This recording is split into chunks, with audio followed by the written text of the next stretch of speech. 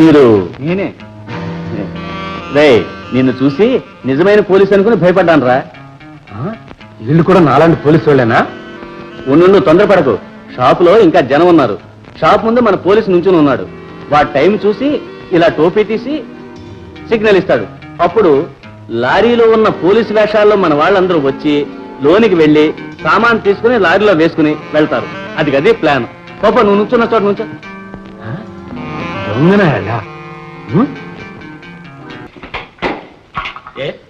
First pick ముఠా వాళ్ళు ఇవాళ పోలీసు వేషాల్లో ఏదో కొట్టుకు దోచేయడానికి వెళ్తున్నారట సార్. అంటే స్మగ్లర్స్ దోచుకోవడానికి వెళ్తున్నారు. అదే నేను అనుకుంటున్నాను సార్. బయట ఎవడో ఒక నాటకం కంపెనీకి వెళ్ళి పోలీస్ డ్రెస్ దొంగిలించి పారిపోయాడట. అయితే వాడు ఈ ముఠాకి చెందిన వాడే అయి ఉండాలి. వాడిని పట్టుకుంటే ముఠా మొత్తం బయటపడుతుంది. వాడిని పట్టుకునే ఏర్పాటు వెంటనే చేయి. అంతా పోలీస్ వేషాల్లో కరెక్ట్ గా ఉన్నారా? నేను చెప్పిందంతా జ్ఞాపకం ఉందా? జాగ్రత్త, నేను చెప్పినట్టు చేయాలి. అలాగే గురు.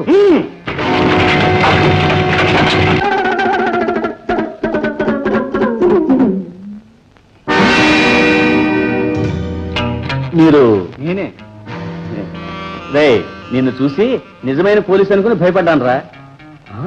వీళ్ళు కూడా నాలాంటి పోలీసు వాళ్ళేనా? ఉండు తొందరపడకు. షాపులో ఇంకా జనం ఉన్నారు. షాప్ ముందు మన పోలీసు నుంచుని ఉన్నాడు. వాడి టైం చూసి ఇలా టోపీ తీసి సిగ్నల్ ఇస్తాడు.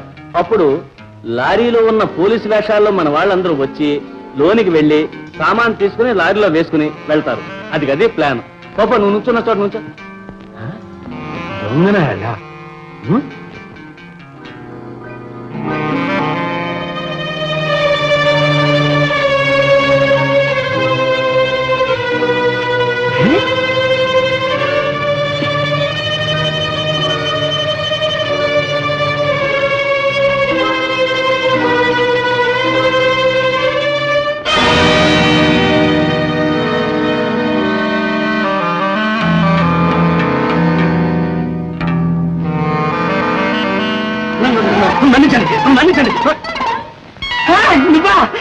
ఏమిట్రా ఈ వేషం నువ్వును? గట్టిగా మాట్లాడితే ఇక్కడ చాలా మంది దొంగలు ఉన్నారు, పట్టుకుంటున్నాను.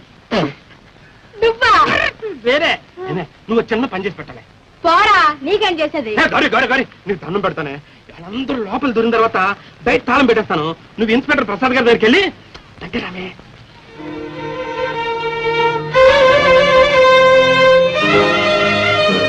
నువ్వా? తొందరగా ఓకే ఓకే అలాగే.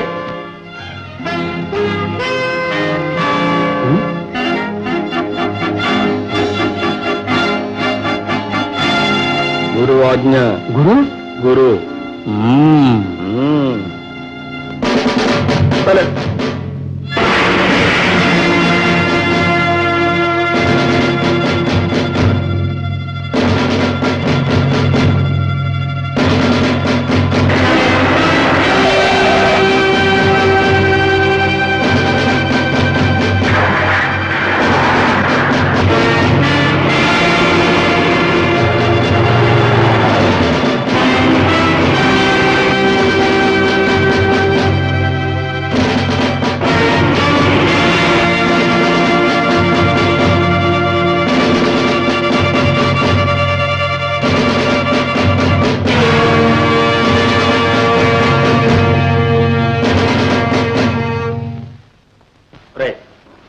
నిజంగా నువ్వు ఫులువు కదా, చాలా ఇంటెలిజెంట్. ఎందుకంటే ఇన్నాళ్లుగా మేమంతా కలిసి పట్టుకోలేని దొంగల ముఠాని నువ్వు ఒక్కడవే స్వయంగా పట్టుకుని మా ముందు పెట్టావు. ప్రభుత్వానికి చాలా సహాయపడ్డావు. Really adventurous. సార్, నాలాంటి ఫూలి ఇంత పనిచేశాడంటే నాకే నమ్మకం కలగట్లేదు సార్. దీనికంతటి కారణం నేను కాదు సార్. ఈ డ్రెస్ వేసుకోవడానికి కారణం మా మాస్టర్. ఇన్స్పెక్టర్ గారు, ఈ డ్రెస్ లో మా మాస్టర్ గారిని ఒక్కసారి చూసేస్తాను సార్. ఒక్కసారి. ఈ డ్రెస్లోనా? ఈ డ్రెస్ లో బయట తిరగకూడదు, అది నేరం అవుతుంది. దొంగలను పట్టింది కూడా ఈ డ్రెస్ లోనే, అది నేరం అవుతుందా? అదేదో అనుకోకుండా జరిగింది. ఇప్పుడు చూస్తూ నేను బయటకు వదలలేదు. ఇప్పుడే కదా సార్ మెచ్చుకున్నారు, అప్పుడే పాపం. సార్, మీకు దండం పెడతాను, నన్ను విడిచిపెట్టాను సార్. మా శాంతిని ఒక్కసారి చూసి వచ్చేస్తాను. 1000 సార్లు చూడొచ్చురా, కానీ ఈ డ్రెస్ లో కాదు. ఈ డ్రెస్ వేసుకున్నదే మా శాంతి కోసం. నేను వెళ్ళొస్తాను సార్. నా మాట అంటావలేదు. మీ మాట ఎన్నో సార్లు విన్నాను, కానీ నా మాట మీరు వినాలి. సత్య సత్య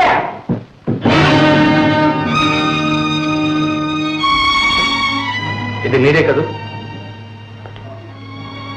మొన్న రాత్రి నువ్వు మా ఇంటికి వచ్చావు కదా, గోడ దూకి గదిలో ప్రవేశించి మా శాంతిని చూసావు కదా, చూసావా లేదా? దొంగతనంగా నువ్వు ఇంట్లో ప్రవేశించిన నేరానికి నిన్ను ఇప్పుడు అరెస్ట్ చేయించగలను. లేదు సార్, దొంగ అయితే అక్కడ ఉన్న నగా నట్రా పట్టుకుపోతాడు కానీ తన వస్తువు అక్కడ పడేసిపోతాడా సార్? అదేరా, నువ్వు మామూలు దొంగవు కాదు, గుండెలు తీసిన గజ దొంగవు, ప్రాణాలు తీసే దోపిడి దొంగ. నువ్వు 1 లక్ష రూపాయలు కాజేసినా నీ పోలీస్ స్టేషన్కి వచ్చి ఉండేవాడిని కదరా, ఏదో ధర్మకథలో రాసి ఉండేవాడిని. కానీ నువ్వు కాజేసింది నా ఒక్కగానొక్క బిడ్డ శాంతి. నా బిడ్డను ధర్మకథలో రాయలేనురా. రైట్, ఇప్పటికైనా నీకు అర్థమైందా నువ్వు చేసిన దుర్మార్గం ఎంతటితో, నా పట్ల చేసిన అపచారం ఏమిటో? తండ్రి బిడ్డలను వేరు చేసిన దుర్మార్గుడివి, పాపిష్టివాడి. బాబు గారు, అంతంత మాట్లాడకండి, అవేమిటో వాటి అర్థాలే నాకు తెలియదు. రైట్, నేను కోటీశ్వరుని, కావాలంటే ఈ ఊరిని, ఈ ఊళ్ళో ఉన్న జనాన్ని మొత్తం కొనగలనురా. కానీ నిన్ను కొనలేకపోతున్నా. ఎందుకో తెలుసా? నా శాంతిని సొంతం చేసుకున్న నువ్వు నాకంటే భాగ్యవంతుడు అయిపోయావురా. రే, నీ కాళ్ళు పట్టుకుని పెట్టమంటా. బాబు గారు, నా శాంతి నాకు తిరిగి బాబు. రే సత్తి, ఆయనంత మనిషి నేను ప్రాధాన్యపడటం నాకే నచ్చలేదు. పైగా శాంతి వారి బిడ్డ.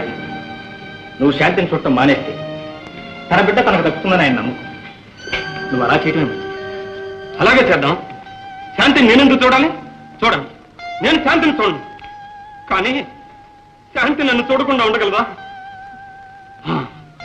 నేను బతుకుంటే శాంతి నన్ను చూడడానికి వస్తుంది, నేను చచ్చిపోయాను అనుకుంటే? సత్య, మాట వరుసగా అంటున్నాను సార్. అవును సార్, నేను చచ్చిపోయాను అనుకుంటే శాంతి నన్ను చూడడానే రాదుగా. ఓ పని చేయండి సార్, సత్తయ్య చచ్చిపోయాడని చెప్పండి సార్. చెప్పండి సార్. తాగితేది మీ దగ్గర ఉంచండి. శాంతికి ఏం చెప్తారు? అబద్ధం చెప్పినా గోడ కట్టినట్టు ఉండాలి. సత్తయ్య ఏటి స్నానానికి వెళ్ళాడు, ఆ తర్వాత వెతులు చూస్తే ఈ తాగుతు కనిపించిందని శాంతితో చెప్పండి సార్. సత్తయ్యకి ఏం రాదని మా మాస్టర్ తెలుసు. నేను చచ్చిపోయిన నమ్ముతుంది సార్. పెట్టండి, పెట్టండి.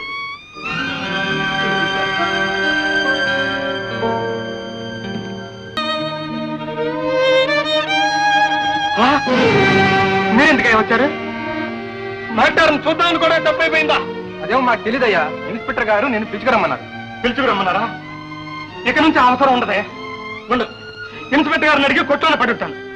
బయటుంటే దీన్ని చూడకుండా ఉండలేనయ్యా. చచ్చే వరకు ఆ కొట్లలో పడేయండి, పడేయండి, నడవండి.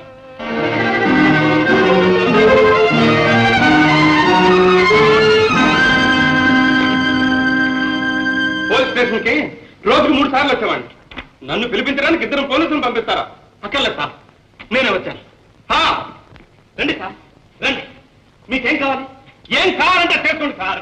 బయటుంటే మా మాస్టర్ని చూడకుండా ఉండలేను. కొట్లో పెట్టి గట్టిగా తాళం వేసుకోండి. తాళం వేసుకోండి సార్.